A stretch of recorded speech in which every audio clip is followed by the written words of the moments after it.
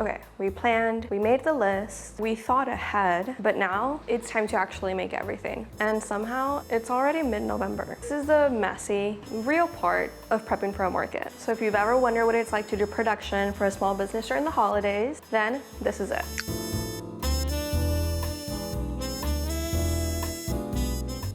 Hey friends, my name is Misha and I'm a full-time ceramicist and studio owner here in San Diego. And I show you what it's actually like to run a pottery studio and prep for a holiday market in real time. If you missed part 1, I share how I planned my holiday market collection. From what I'm making, how I'm sourcing materials, and everything that goes into prepping before the clay even hits the wheel. And I'll link that if you want to catch up. But today is part 2. We're actually diving into the making phase. From batching pieces, glazing, writing down inventory, everything in between, we're gonna cover it. Let's start off with the first part, which is batching.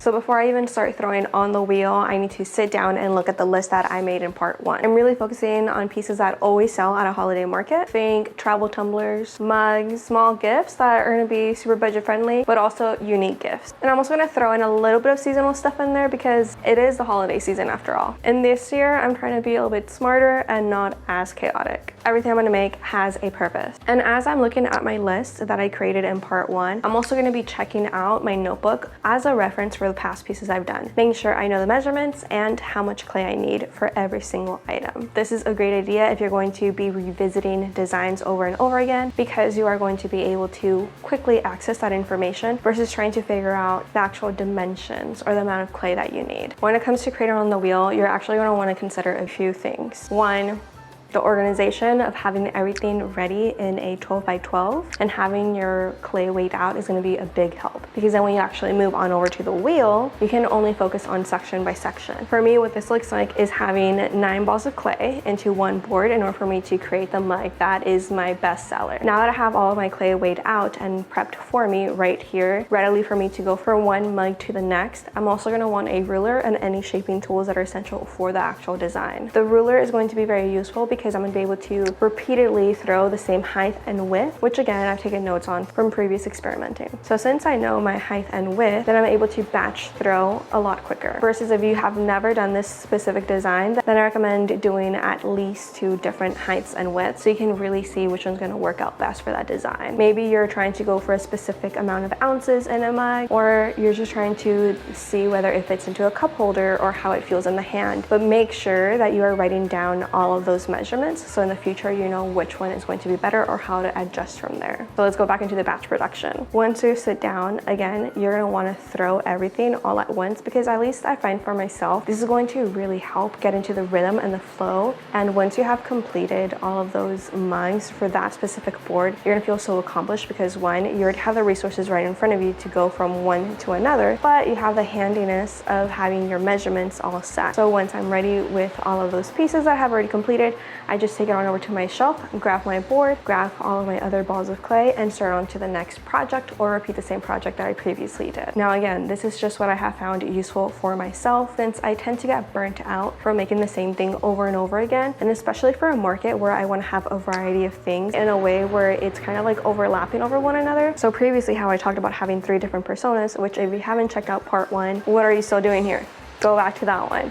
But in part 1, I talk about having 3 different people in mind for your market, so that way you're not just creating a bunch of pieces for one type of individual. You want to have variety within even your customers. So by having variety within my batch throwing, I'm making sure that I have at least a few pieces for every single type of customer that I have in mind. Versus if I only focus on mugs, then I'm only hitting one type of customer that's going to encounter my booth. And from here, the next thing is going to be trimming, which trimming is going to be very similar to throwing, where because you already organize yourself within the throwing process, then it's automatically going to make it a little bit easier for the trimming process. You're going to have every single piece right there in a board, so you can go ahead and trim it out. If you need to do attachments, go ahead and do those attachments, but I personally like to trim pieces that don't require any more work after it has been trimmed, so it's kind of like one and done deal. Versus pieces that need attachment, I'm gonna want to do that a little bit more towards the end. That way I can go directly into the attachment process right after that. So hopefully we have already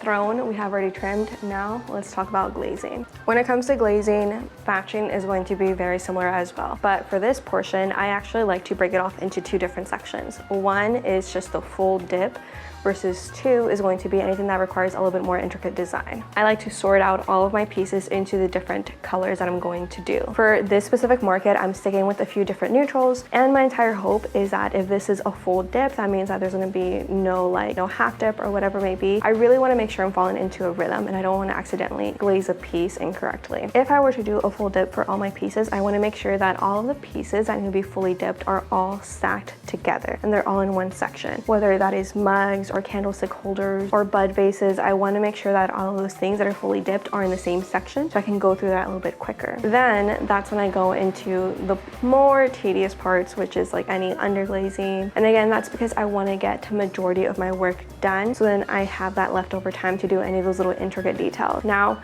this is going to be different for every single person. For example, if you're not going to be doing full dips for your pieces, then skip that part. Go straight into the half dips, go into the designing details of your glazing. But this is just the process that I do for personally my pieces, since I do some pieces that are fully dipped, others are half dipped, others I need to do some taping for it as well. It's a lot easier when you have that dip bucket right in front of you and you can do multiple pieces. I want to get things out of the way and clear out some of the table space because I'm in a very small studio. That is specifically what works for me. And I even have to go through an extra step, which is carefully wrapping up all my pieces and taking it back to my house, because that's where the kiln is at, which I'm really looking forward to the day where that is not the case. But here we are for now. Now that we have the glazing done, let's do the fun part, which is organizing.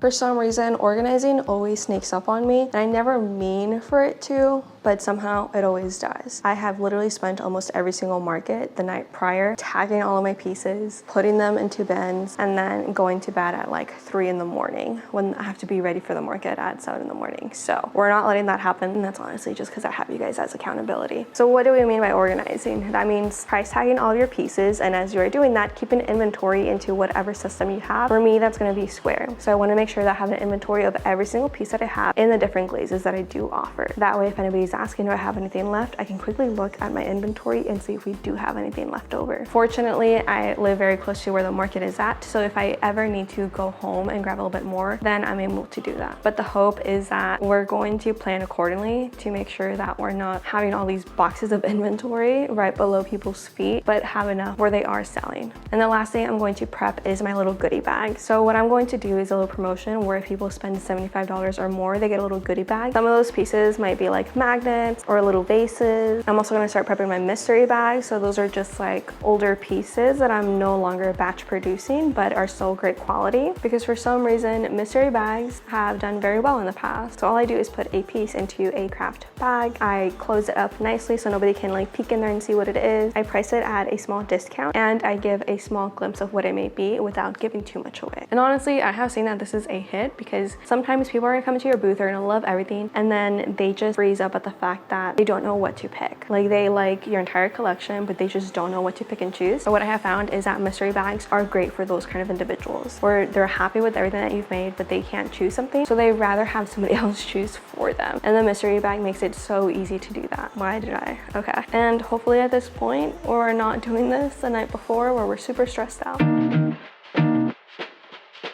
Honestly, overall, I feel pretty good about where we're at, but batching has made everything feel so much more doable. Typically by mid-November is when things start picking up, so even online sales start going up. And if you're prepping for a market as well or trying to sell online, don't panic, just work in stages. And don't worry, this isn't the end of it. We're gonna actually have a part 3. It's all gonna be about the final prep, the booth setup, and what I'm bringing on the day of the market. So if this is of any interest of you and you wanna see my full booth setup and everything that comes with actually selling at a market, make sure you're subscribed. And if you missed part 1, again, what are you doing here? Go check that out. I'll link it for you guys. Thanks again for hanging out. Comment down below if you're making a market or what scares you about starting to sell at markets. But for now, let's keep creating and connecting. See you guys next time.